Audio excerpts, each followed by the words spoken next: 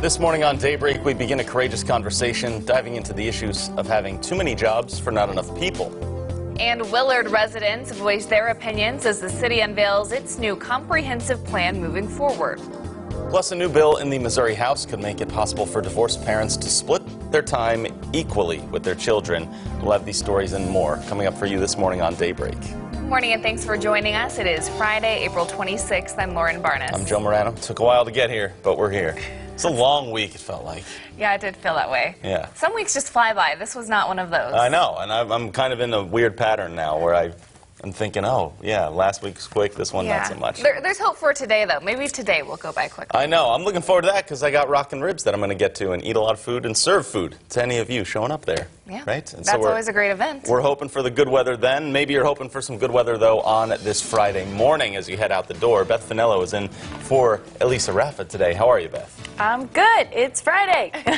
There's the excitement. Always bringing it, even this early in the morning. I know. I love it. And you're not used to this shift either. But the second day is always a little bit easier, right? Yes, I got a lot of sleep last night. Well, good. Or I guess yesterday. Good to hear. So we're ready to prep the people because maybe they're outside getting ready, getting the paper, walking the dog, doing something. Yeah, I mean, yesterday we had lots of rain. No surprise there. And we have an aerial flood advisory in effect for parts of Shannon County, and that lasts until 11:15 this morning. And that's because we had between 1 inch to 2 inches of rain fall in that part of the county yesterday. The rest of the Ozarks, things are quiet, and we're going to be looking at lots of sunshine today. Temperatures right now, pretty chilly. We're sitting in the 40s right now here in Springfield, looking at 47, 50. Wow, we're actually looking at 50 right now. We've got a northwest wind at about 6 miles per hour. We'll keep the calm winds and lots of sunshine today. We're looking at 48 in Branson, 48 in West Plains, and 48 up in Rolla. As you're heading out the door, you're going to need your jacket. It's going to be chilly, but by dismissal, we're going to have temperatures in the upper 60s and lower 70s, grade of an A+,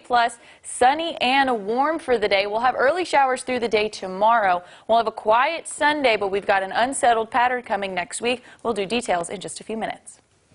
Beginning a new Courageous Conversation series, baby boomers are retiring at an increasingly higher rate each year, but even though they stop working, the work still needs to get done. The Springfield Area Chamber of Commerce has noticed that we've reached a point where there are too many jobs and not enough people to take them. That's right. So I had to take a look at this as we start this new series over the next few weeks. We examine the issue as it pertains to Springfield and the Ozarks. An emphasis on a good employment rate is continually one of the factors of a thriving nation. Yet as we move into a new era in technology and society, a new issue regarding employment has risen. It's something Ryan Mooney with the Springfield Area Chamber of Commerce has kept his eye on for some time. There's a significant number of people leaving the workforce, and just by the makeup of the generations following that into the workforce, there just aren't as many people.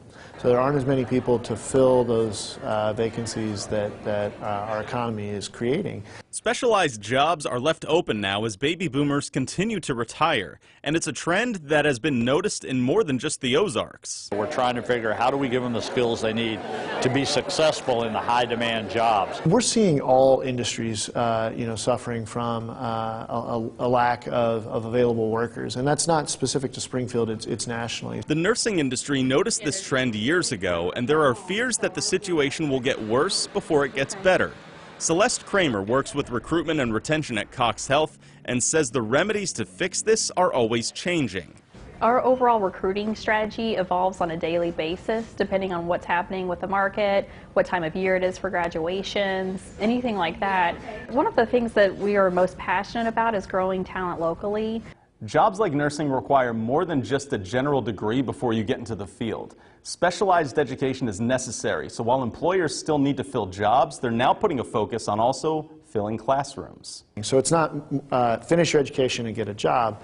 It's more about a process of continually learning and continually changing your skills. We work with a lot of different colleges to help them expand their programs, which recently MSU is expanding their nursing program, and then Cox College is almost doubling their capacity for nursing students. So we think that will have a big impact on our ability to fill those positions. Hannah Riley is in her 4th semester in Cox College's nursing program.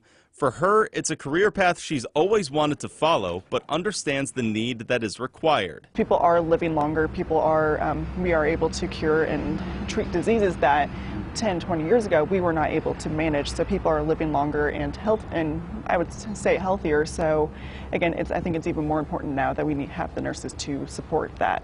It's a little daunting because if there still is a shortage, it can impact kind of like some of the patient care, or like being able to provide the best patient care that we can.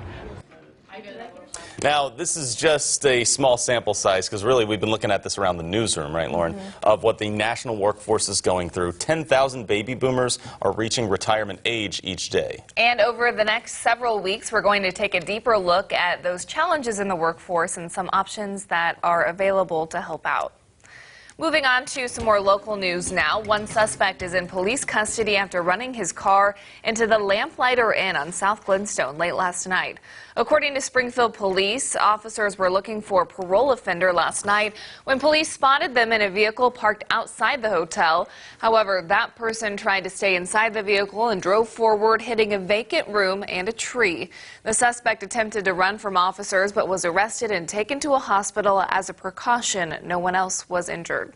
Residents in Willard were able to share what they want to see in their town for the next 2 decades. A major sticking point is economic development when it comes to developing downtown, and then also land use for the focus on sustainability, expanding city limits, and future growth. There's going to be a week-long public comment period that starts now as well. So the draft will be available at City Hall and on SimCog and the city's website. We'll receive comments, and then we have a week to make revisions before it goes to the Planning and Zoning Commission. They're the group that formally adopt this plan for the city, and then it goes into effect. And if you missed yesterday's meeting, you can still look at the plan and give your opinions online. The link there is on ozarksfirst.com. And in some political coverage now, a new bill that would split child custody equally between divorced parents when proceedings begin has made it through the Missouri House. House Bill 229 was inspired by a group that advocates for more equality in those situations, Americans for Equal Shared Parenting. Its executive director, Mark Ludwig, says children can suffer from nasty divorce cases, and not spending quality time with each parent can be detrimental to their future. He says the potential law would start things out with a 50-50 split when custody proceedings start.